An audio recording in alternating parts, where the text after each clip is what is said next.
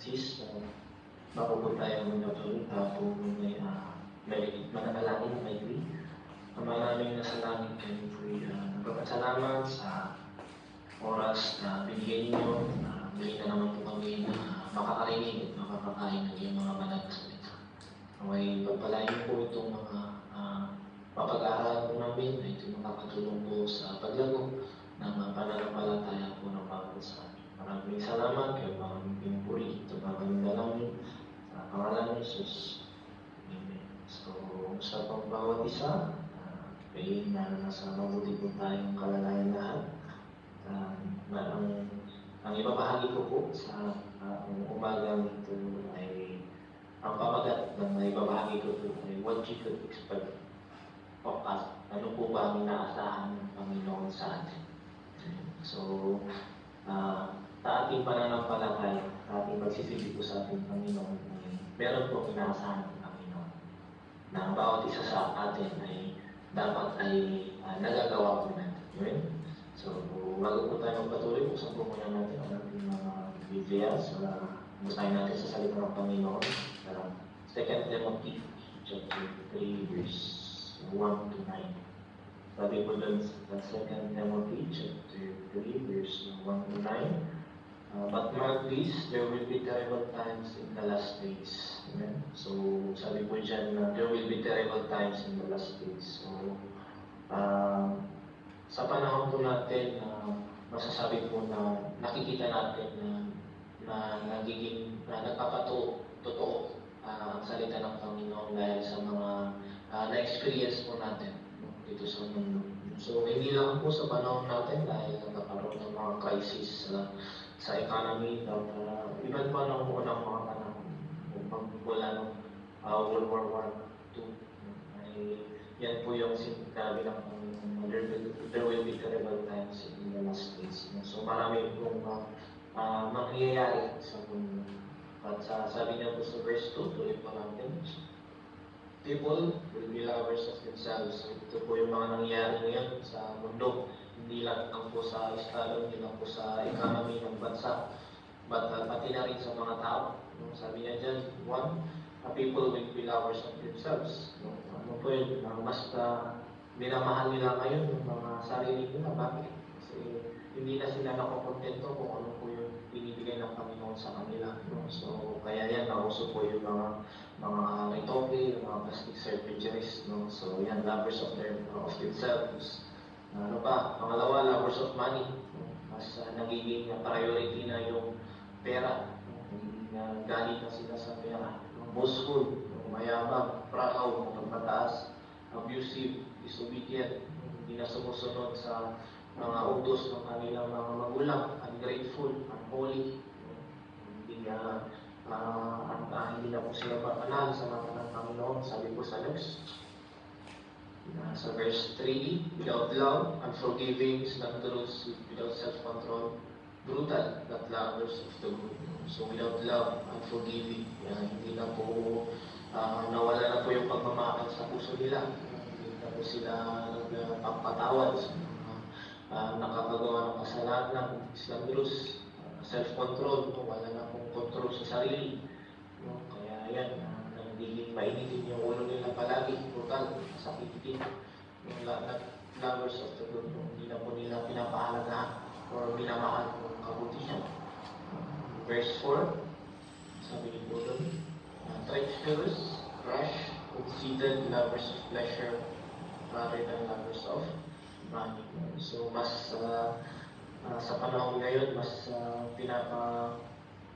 inuunahan nila yung kagustuhan ng sarili po nila sa kagustuhan po ng ating Panginoon. Kaya yung pagmamahal po sa ating Diyos ay nawawala na po. Verse 5, sabi po dyan, having a form of godliness but denying its power, have nothing to do with them. So, yan po yung sabi ng salita ng Panginoon na huwag natin gawin itong mga nakikita natin na ginagawa ng mga tao. Lalong-lalo na po ngayon na nalalaman na po natin yung salita ng Panginoon. Kaya sabi niya dyan na have nothing to do with it. Na ilayo natin ang sarili natin sa mga bagay-bagay na alam natin na makakastig na po sa ating pananampalataya. Amen? Kaya sabi po doon sa verse 6, they are a kind who worm their way into homes and gain control over weak-willed women who are rooted down in sins and are swayed by all kinds of evil desires. In verse 7, tuloy-tuloy na lang po tayo. Verse 9. Always learning but never able to acknowledge the truth. Next verse. Just as Jannes and Jambres opposed Moses, so also these men oppose the truth, men of depraved minds who, as far as the faith is concerned, are rejected. In verse 9, last. But they will not get very far because, as in the case of those men, their folly will be clear to everyone. So, yan. So, have nothing to do with them, sabi ko sa salita ng no, na huwag nating gawin itong mga ginawa ng mga tao o ng mga tao na nakikita natin. No? Dahil hindi po nakakalubod ating Panginoon. Amen? Kaya yan po nun na huwag tayo maging disobedient. Sa nabasa natin kanina, huwag tayo maging disobedient. No? Dahil ang gusto ng Panginoon, ang inaasahan po ng Panginoon sa atin bilang isang mananampalataya ay yung nagiging ay sumusunod po tayo sa mga utos o sa salita ng ating Panginoon. Dahil sabi po dito na ang Panginoon lamang po ang makakapagsabi kung sino po yung mga makakapasok sa kanyang kaharian. Kaya kung gusto po natin na tayo ay makapasok sa langit, no, dapat na nagiging po natin o na-achieve po natin yung in-expect ng Panginoon sa atin. So, ano po ba yung mga in-expect ng Panginoon sa buhay ng bawat isa sa atin? So, para po mapunan natin yung mga inaasahan ng Panginoon sa atin, meron po ilan dito na matututunan natin para mapunan natin yung mga inaasahan po ng Panginoon. Number 1, na kailangan po natin gawin. Sabi niya po dun sa Romans chapter 12 verse 1. Sabi po dyan sa Romans chapter 12 verse 1.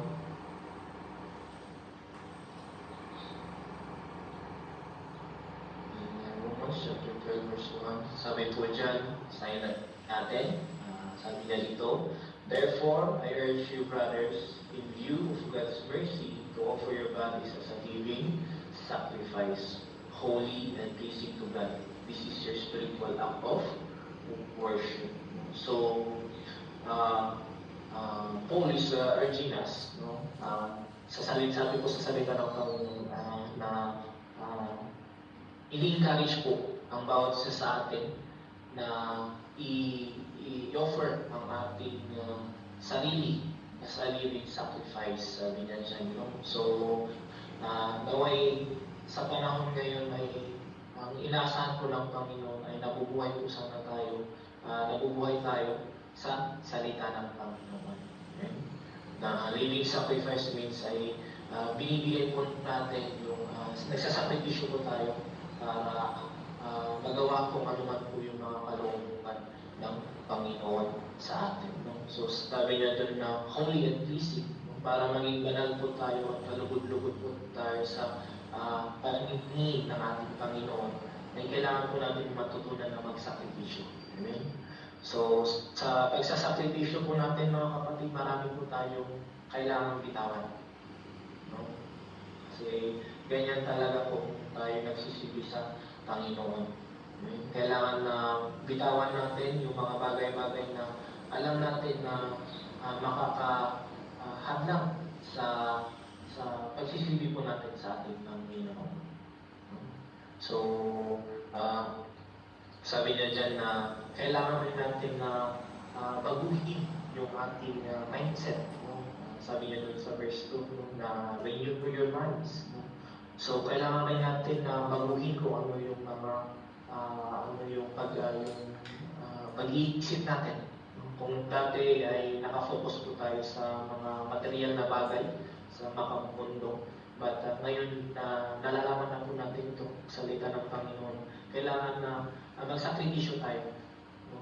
Hayaan natin na Panginoon ang gumago sa ating buhay. No? Kasi bawat isa po sa atin, hindi natin kayang baguhin ang ating buhay kung wala pang Panginoon sa buhay po natin. Amen?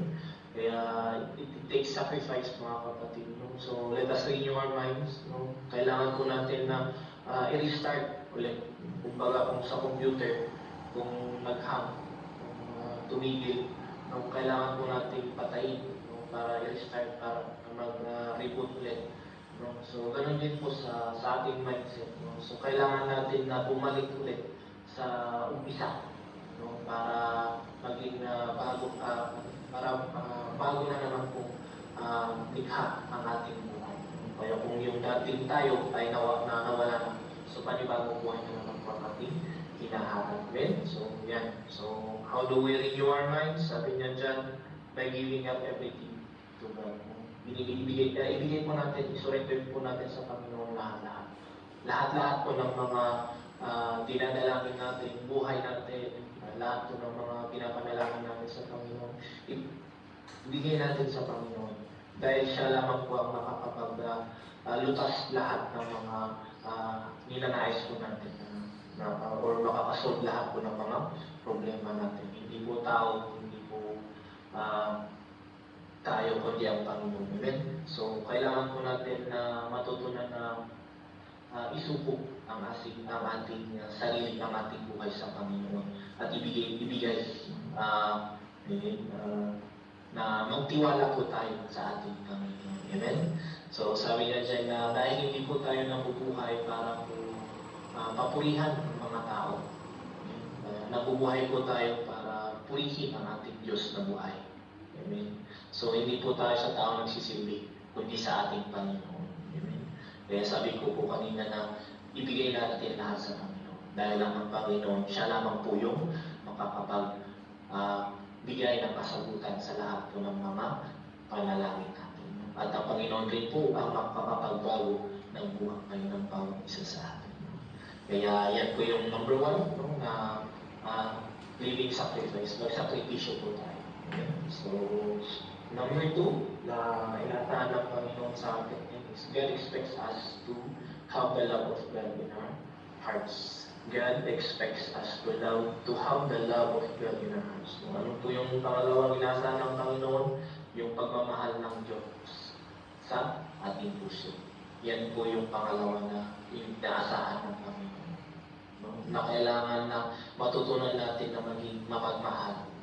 Hindi lang po sa Diyos, kundi sa kapwa po natin. Amen? Sabi niya po doon sa salita niya sa 1 John chapter 4 verse 7. 1 John chapter 4 verse 7. Mga minamahal, magbigan tayo dahil ang pag-ibig ay mula sa Diyos. Ang umiibig sa kanyang kapwa ay anak ng Diyos at kumikilala sa Diyos. So, ayan po mga kapatid, malinaw sa salita ng Panginoon na ang mga umiibig sa kanyang kapwa ay anak ng Diyos. Dahil tayo po'y pinanganak ng mapagmahal. Sabi niya dyan, mag-ibigan tayo dahil ang pag-ibig ay mula sa Diyos. Galing po yan sa ating Panginoon. Ever since, mula pa po ng limikhang mundo, pinakita na po ng ating Panginoon ang kanyang pagmamahal. No? Mula pa lang sa paglikha niya sa mundo, doon pa lang po nakikita natin na sobrang mahal ng Panginoon ng mga tao. No? Na hindi niya, ayaw niya na mahirapan. Kaya nga si Adam at saka sa Eva noong unang panahon, talagang maganda yung buhay po nila. Talagang nakalimutan ko talagang yun. Yun maganda. No? Talagang very provided. No? Na andun po lahat yung mga pangangailangan nila. Hindi po sila nagkulang, no? Sa lahat ng bagay. No? Kaya yan, no? Kaya ganyan po magmahal ang ating Panginoon. Kaya wala po siyang pinipili. No? Wala pong favoritism ng ating Panginoon. Kaya sabi po sa salita ng Panginoon na mag-ibigan po tayo. Mahalin natin ang kapwa natin. Kahit na yung mga nakagawa sa atin ng kasalanan, mahalin pa rin natin sila. Kasi ganyan po pinakita ng Panginoon kung gano'n niya minahal ang mga tao. Ang Panginoong Hesus, nung kinutya siya, nung pinarusahan siya. Hindi po galit ang lumabas sa kanyang bibig kundi pagpapatawad at pagmamahal. No? So, ganun din po sa atin. No? Na maging mapagmahal po tayo sa kapwa natin. No? Kahit na hindi po natin sila kapamilya. No? Bilang isang tao, bilang isang mananampalataya, bilang isang Kristyano, dapat nakikita po sa puso natin yung pagmamahal. No? Kaya sa atin, tayong mga nakakaalam ng salita ng Panginoon, nakakarinig ng mga salita ng Panginoon, ay nasusubukan din tayo. Sinusubok din po tayo ng Panginoon, lalong-lalo na sa aspeto ng pagmamahal. Siyempre, kung in-express, kung pinapakita natin yung pagmamahal natin sa kapwa natin, siyempre, susubukin din tayo ng Panginoon kung totoo ba yung pagmamahal na pinapakita natin. Kasi, marami kasi na meron din kasi yung pinapakita lang yung pagmamahal pero para lang may makita, pero sa loob ng puso niya hindi talaga yung tunay na pagmamahal. No? Yung ibig ay yung plastic, kumbaga, plastic, pinapakita lang sa harapan pero kung wala na yung sa harapan is iba na yung mga sinasabi. No? So dumarating po yung mga point na sinusubok din po tayo sa aspeto ng pagmamahal natin. No? Kaya kung nasusubok man tayo, kailangan natin pagpatuloy, no? Patunayan, ipakita. No? Maraming ways po, marami pong paraan para may pakita po natin yung tunay na pagmamahal natin. Hindi lang po may pagsasabi na mahal kita, kapatid, mahal kita. No? Maraming ways, marami pong paraan para may pakita natin yung pagmamahal natin sa kapwa po natin. No? Pwedeng pagtulong, or pagbigay, kung may kailangan siya, sobra-sobra tayo, yun doon po natin may papakita yung pagmamahal natin sa kapwa po natin. Right? Kaya wag lang po mahal kita ka, wag lang po sa salita, yung gawin din natin sa gawa. May kasama pong gawa. Amen? So, ayan po, tabi pa dito na God allows the pain to come so that we will learn and grow more to be like Him. So, pinapahintulutan din ng Panginoon na masaktan tayo. No? Dahil sa sakit na yan, dyan po tayo lumalaki at lumalago sa ating pananampalataya. Paano paraan po tayo nasasaktan? Kung yung mga pamilya natin, no, dahil sa sobrang pagmamahal natin, ay binibili natin lahat ng mga kailangan nila. Pero yung in-expect natin na kapalit ay hindi nila maibigay-bigay sa atin. Kaya yun dumarating yung masasaktan yung mga puso natin. No? But yun sabi po dyan na pagsubok lang po ng Panginoon yan para maging matatag na po tayo sa ating pananampalataya sa pagmamahal natin sa mga kapwa natin. Amen? So, kaya huwag tayong mapanghinaan ng loob. Huwag tayong magtampo kung sakali mang na hindi nila naibibigay yung expect natin. No? But ipadama pa rin po natin yung pagmamahal natin sa kanila. No? Kaya huwag palaging tampo. No? Siguro isipin na lang natin kung baka may mga rason kung bakit. No? But of course, pinakamahalaga dyan po is yung pagmamahal. No? Ipadama pa rin po natin sa kanila.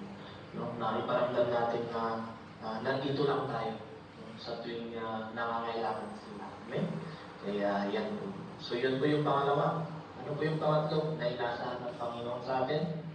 Sabi niya dyan, God expects us to be filled with the Holy Spirit. Ang pangatlo po na inaasahan ng Panginoon is kailangan po natin mapuspos ng banal na Espiritu. Dahil ang banal na Espiritu is mahalaga po sa buhay natin bilang isang mananampalataya. No? Na kung wala po ang banal na Espiritu, ay wala pong kasiguraduhan ang ating kaligtasan. Kaya sabi niya po doon sa basahin po natin dyan sa 2 Corinthians chapter 1 verse 21 hanggang 22. Sabi po dyan sa 2 Corinthians chapter 21, ang Diyos ang nagpapatibay sa atin at sa ating pakikipag-isa kay Kristo. Pinili niya tayo para maglingkod sa Kanya. So, yun, ang Panginoon po ang pumili sa atin, hindi po tayo. Amen? Yan, tandaan po natin. Siya po ang tumawag sa bawat isa po sa verse 22, ito sabi niya po, sa Kanya tayo bilang tanda na tayo nasa Kanya. Ginawa niya ito sa pamamagitan ng paglalagay ng Kanyang banal na Espiritu sa ating mga puso. Ang banal na Espiritu ang nagsisilbing garantiya na matatanggap natin ang Kanyang mga pinangako. Amen? So sabi po dyan, ang banal na Espiritu ang magagarantiya. Kaya sabi ko po kanina na napakahalaga ng banal na Espiritu sa buhay natin bilang isang mananampalataya. Dahil yan po ang magagarantiya sa atin na tayo makakapasok sa Kanyang kahari. Ngayon, alalahanin po natin mga kapatid na kung wala pang banal na Espiritu, hindi po natin magagawa kung ano lang po ang pinakaloob ng Panginoon sa atin. Marami po sa salita ng Panginoon na tinuro doon na nung lumayas po ang banal na Espiritu sa kanila ay hindi nila naramdaman ang presensya ng Panginoon. Kaya mahirap po mga kapatid na wala po ang banal na Espiritu sa atin. Kasi hindi talaga natin mararamdaman ang presensya ng Panginoon. Hindi natin malalaman kung ano ang kalooban ng Panginoon sa buhay natin. Kasi yan po ang trabaho ng banal na Espiritu. Siya po yung gumagabay at nagpapaintindi sa atin kung ano po yung mga kalooban ng Panginoon sa buhay ng bawat isa sa atin. Kaya bigyan po natin ng importansya ang banal na Espiritu, mga kapatid. Kaya kailangan po natin na i-maintain. At kailangan po natin na magpatuloy na saliksikin ang kalooban ng Panginoon. Sabi niya po sa kanyang salita, seek God first. Unahin natin ang Panginoon. I-prioritize natin ang Panginoon at kailangan po natin na magpapuspos ng banal na Espiritu. Dahil yan po ang kailangan natin para maging malakas po tayo sa ating pananampalataya. At yan din po ang kailangan ng ating banal na Espiritu. Kaya sa mga gawain po natin na ganito, ay puri sa Panginoon dahil alam natin na napapakain natin ang ating spiritual na pamumuhay. Kaya huwag po tayong magsawa, huwag po tayong tumigil, huwag po tayong sumuko. Kundi magpatuloy lang po tayo sa gawain na ito dahil ito po yung nakakatulong para po mapuspos ang ating mga banal na Espiritu at mapakain po natin ang ating spiritual na pamumuhay. Sabi pa po dito na kailangan po natin na magpatuloy na saliksikin at magpapuspos ng yun, nasabi ko ito, sorry. So yun, no? Kailangan po natin na magpapuspos sa banal na Espiritu para nagsagad na hindi po manghina ang ating spiritual na pamumuhay at kahit na naman po yung gawin ng kaaway para po tayo po guluhin o linangin sa ating pananampalataya ay hindi po tayo madaling mawala o hindi po tayo madaling subuko. Amen? Kaya yan, kailangan po natin ang banal na Espiritu sa buhay natin. Kaya huwag po natin basta-bastahin ang banal na Espiritu kasi malaki po yung kahalagahan niya sa ating buhay pananampalataya. Kasi kung wala pang banal na Espiritu ay hindi po natin masisigurado na tayo makakapasok sa kanan ng Panginoon. Yung sa nabasa po natin kanina, sabi niya doon siya po yung magagarantiya na matatanggap natin kung ano po yung mga pinangako ng Panginoon. Ano ba yung mga pinangako ng Panginoon? Hindi lang po yung mga pagpapala, kundi yung kaligtasan din natin. Kaya yan po. Yun po yung pangatlo. Yung pangapat naman po is, sabi niya dyan na when Jesus comes, He expects us to be true disciples. Ano po yung pangapat na inaasahan ng Panginoon sa atin? Maging tunay po tayo ng disipulo niya. Sabi niya po doon sa Matthew chapter 16, verse 24. Matthew chapter 16, verse 24, sabi po dyan, pagkatapos sinabi ni Jesus sa mga tagasunod niya, ang sino mang gustong sumunod sa akin ay hindi dapat inuuna ang sarili at dapat handa siyang humarap kahit sa kamatayan, alang-alang sa pagsunod niya sa akin. Ang sino mang sumunod sa akin ay hindi dapat inuuna ang sarili. Yan po ang utos ng Panginoon.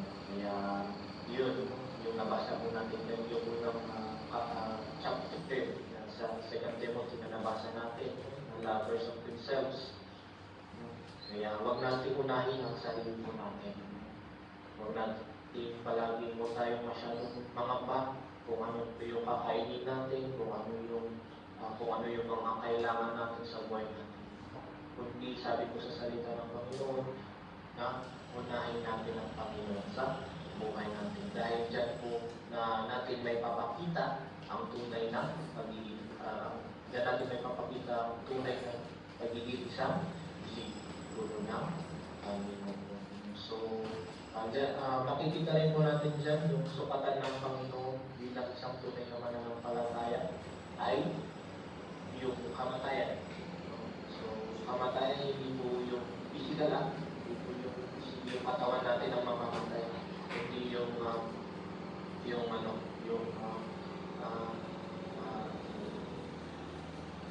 spiritual death. Yun po yung sinasabi ng Panginoon. Kung gusto po natin na maging tunay na disipulo ng ating Panginoon, kailangan natin na patayin natin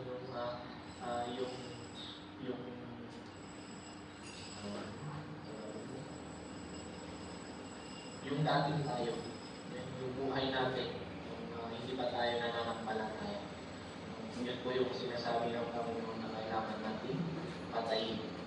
Mananang sa ganun ay yung kalooban ng Panginoon ay yun yung pawang nagagawa po natin na susunod.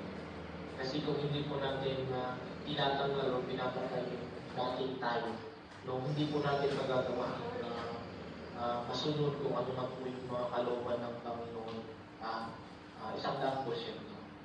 Siguro, kung 50-50 po yung pagsisilbi natin, 50, yung 50% yung pagsisilbi natin sa Panginoon, yung 50% yung makamuntong paggawa. Hindi yung kaya ng Panginoon. Kasi ang sabi ng Panginoon, kung gusto talaga natin na maging tunay na disipulo ng Panginoon, kailangan natin patayin natin sarili. Patayin natin ang sarili natin sa mga makamuntong gawain. Ang sa ganun ay bawang yung gawa ay yung kalooban namin po ng Panginoon ng ating mga sinusunod. So, kailangan rin natin na tanggalin o talikuran yung mga emotions. Yung pag-ugali po natin is matampuhin tayo. Pag pinapagalitan tayo is madali po tayo nagtatampo. Yan, yung mga emotions po natin, tanggalin po natin. Kasi hindi po kalugod-lugod sa Panginoon. Dahil ang tunay na disipulo ng Panginoon, hindi po sila nagtatampo. Amen? Kaya kahit na napapagalitan tayo, napapagsabihan po tayo, ay nakangiti lang po palagi. Yan po yung number 2. Yung love. Kasi dyan po natin may display ngayon yung tunay na pagmamahal. Na kahit na napapagalitan po tayo, nakokorek tayo, napagsasabihan po tayo sa mga maling ginawa natin, ay nakangiti lang po tayo. Hindi tayo sumusumbat, hindi tayo nagagalit, hindi tayo hilig lang po. Kaya yan. So, kailangan po natin patayin yung mga emotions po natin. Kung gusto talaga natin maging isang tunay na disipulo ng Panginoon. Kaya sakripisyo po mga kapatid. Kasi talagang sa buhay sa pagiging isang Christian, marami po tayong isasakripisyo. Labanan po sa pananampalataya. Pero ang pangako ng Panginoon sa atin ay kung nagagawa po natin yung kalooban ng Panginoon ay langit naman po ang punta po natin. Kaya huwag tayong masayangan ang mga hindi natin na-experience dito sa pagbubuhay. Dahil pagdating po natin sa langit ay mas maganda po yung marinisip o yung matatanggap natin pagdating natin sa kaharian ng ating Panginoon. At yung panghuli po, number 5, sabi niya dyan, when Jesus comes, He expects us to be doing His will. So when Jesus comes, He expects us to be doing His will. Inaasahan po ng Panginoon sa atin ay nagagawa po natin ang kanyang mga kalooban.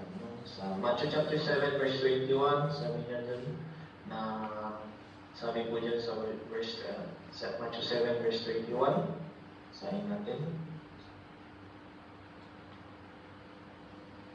Sabi niya dyan na hindi lahat ng nagsasabi sa akin ng Panginoon, Panginoon ay makakarating sa kanyang kaharian.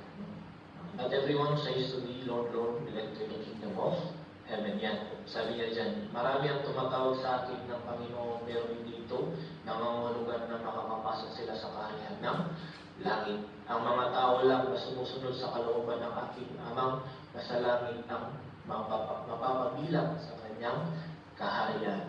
Kaya hindi po lahat, mga kapatid, na nagsasabi na sila kilala nilang Diyos, sila'y nananampalataya ay makakapasok. Dahil sa atin ng Panginoon, ang mga makakapasok lamang sa kanyang kaharian ay ang mga sumusunod sa kalooban ng Panginoon.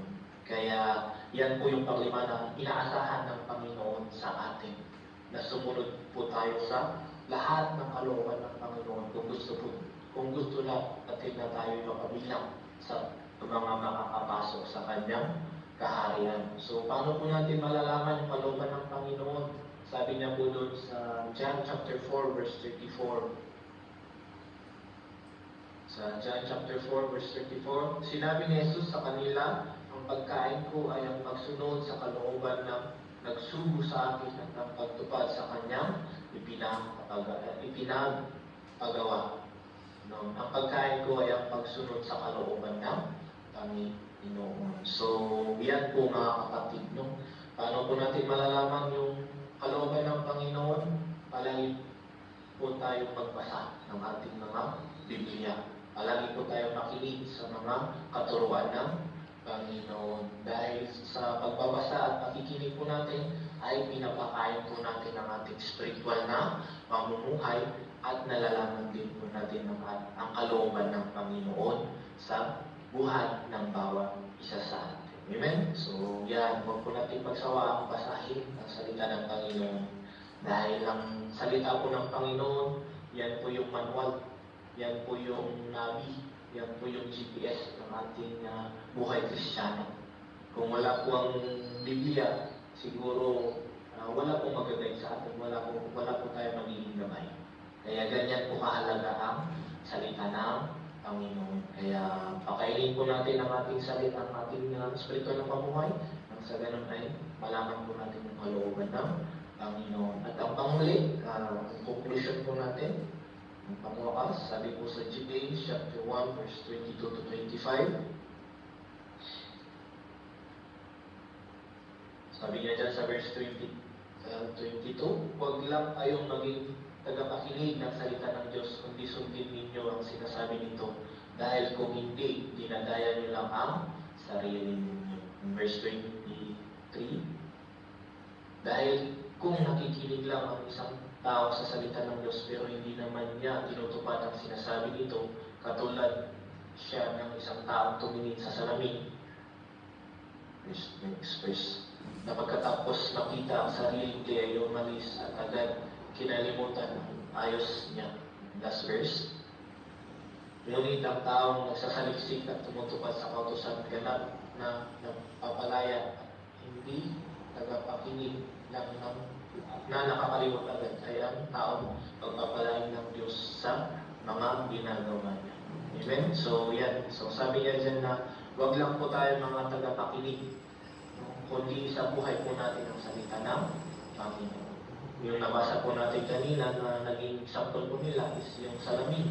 So, nasubukan niyo na po ng tumingin sa salamin. Nung nakita niyo yung sarili niya sa salamin, maayos. Pero habang lumilipas ang isang araw, hindi niyo na maaalala kung ano yung itsura ninyo nung tumingin niya sa salamin. So, ganun din po sa salita ng Panginoon. Na kung pinapakinggan lang natin yung salita ng Panginoon, hindi natin isinasabuhay, ay wala rin kung wala tayong nakukuha, wala tayong nagiging. Kaya kailangan na isapamuhay po natin ang salita ng Panginoon, ang kalooban ng Panginoon sa buhay natin. At sa ganun ay mapunuan po natin kung ano man po yung mga ina-expect sa atin ng ating Panginoon. Amen? So, yun po mga kapatid, ang may babahagi po sa oras na ito na may intindihan po tayo ito sa mga salita ng Panginoon at tayo po na manalangin. Ama namin ako namin lubos na nagpapasalamat sa mga salita ninyo na ibinahagi ninyo na naman sa oras na ito na may iselyo nyo sa puso't isipan namin ito mga binuro ninyo hindi po mawala, hindi po namin makalimutan at hindi po laging ipapaalala sa amin ng iba ng Espiritu sa ito yung ganyan po yung salamat Panginoon na may pagpalain po ang lahat ng mga nakunin na nakarinig po. Ito pangalan na namin sa pangalan ng Jesus. Amen. Hindi po